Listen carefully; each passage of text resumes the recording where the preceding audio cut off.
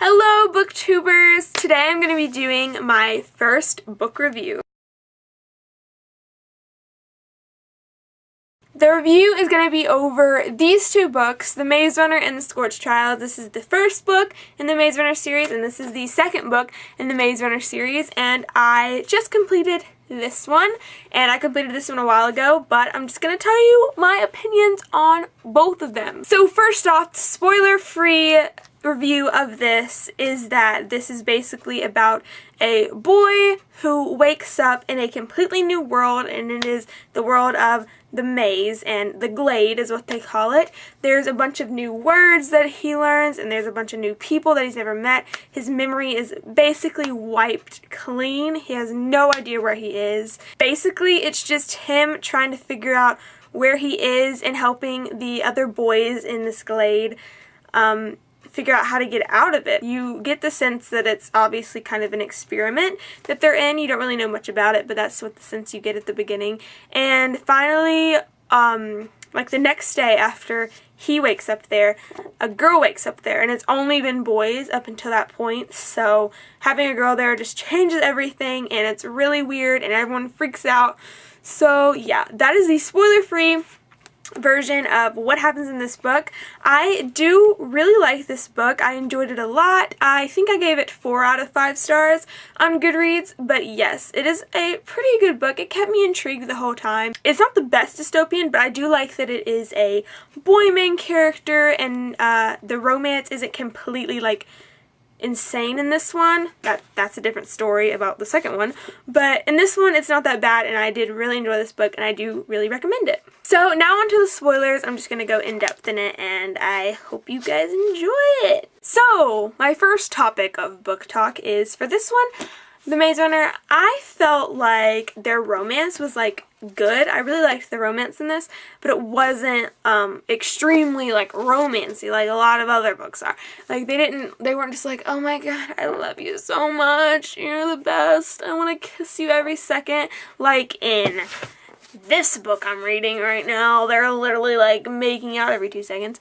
But in this one, I like how they kind of knew that they were like best friends, and that worked out good for them. I like Teresa a lot. She's pretty like badass, and I like that about her. I like that she doesn't depend on guys to do her stuff, and she just does her own thing. Point number 2, I'm kind of sad that Albie you know, died, I guess.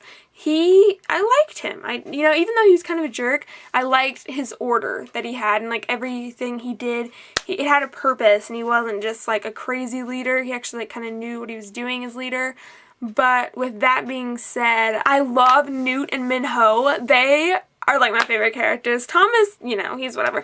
But Newt and Min-ho, they're so cute. Min-ho especially, he's so funny and sarcastic and hilarious. In this book, I love them even more.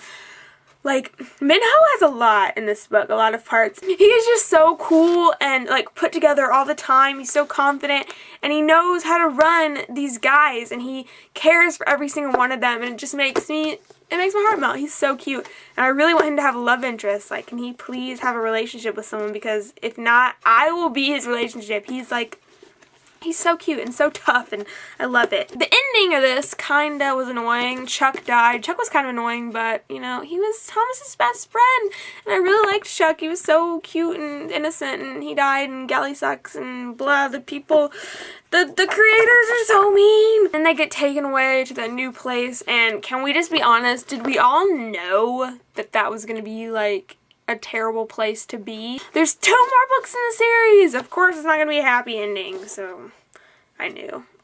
Now on to the Scorch trials. We start out immediately. Teresa gets ripped away from Thomas, and they stick in some new kid named Eris, and he is pretty quiet, doesn't really do much. And they get thrown into some desert terrible place. Scorch trials, they think it's Mexico, and they have to spin their way through that to get a cure for the flare, because they're all infected.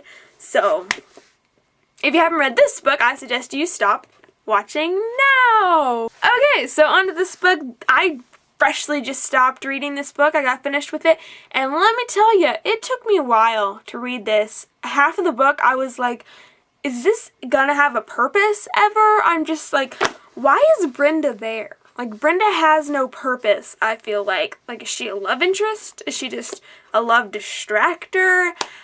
I hope she has a bigger part in the next book, because I liked her, even though she was really, like, feely and touchy with Thomas and just, like, wanted to have sex with him most of the time, I feel like.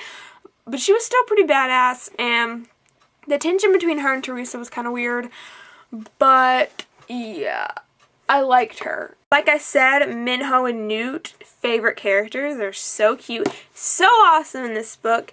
And Thomas was really annoying in this book. I found him completely just like, okay, make your decision already. You know, don't dwell on this shiz and get over Teresa every 2 seconds. Like, don't try to talk to her. Obviously, it's not working. Things in this book were so cruel, I feel like. I was like, the lightning and, like, everyone dying every 2 seconds, and then when they were in that tunnel and the freaking balls of hell, like, dropped on their heads, I was like, ah! And the whole time, I was kind of expecting all of those characters to, like, come back, kind of like in the Hunger Games, like how they were all the little mutant dog things. I was expecting them to all come back at the end, especially at the end when those, like, weird griever type things attacked them. At the end, I was expecting them to, like, had the eyes of the people that died and stuff. But that was just me trying to be cool with the Hunger Games, I guess. I'm pretty sure I gave this book a 3 out of 5 stars because it dragged on and I was like, get to the point, what's happening? And then they all made it there and I was just like, really? They made it? Great. And then when they got in the plane, like, the guy told him they had to throw someone out. And then he was like, no, and boom, and I want to kill you. And then, oh, yeah, that's what we wanted you to do. Good idea. They can both stay. Like, what? Okay, main point. The whole betrayal thing, Teresa and Eris acting like they love each other, and her trying to betray him because they told him to, or they told her to. What? Like, why was that a thing? Why did that happen? I just don't understand some of the things in this. Like, they better explain that. This book is just a whole bunch of second book catastrophe, it needs explanation, third book need to read now kind of thing. Except for the fact that I just don't want the third book to, like, drag on like this one, so I'm, like, hesitant to read it. So that's annoying. But all in all, I'm liking this series so far. I'll obviously read the next one. I'll read the prequel as well. I forgot what that one's called, but either way, it's not my favorite, is what I'm trying to tell you right now. The second book, kind of annoying, and if you feel the same way, let me know below. I know this review probably sucked because my first review and I'm not gonna, like, totally remembering a lot of things. I probably need to try to take notes if I'm going to do these reviews more often. But anyways, I hope that you enjoyed this video. Happy reading! Bye!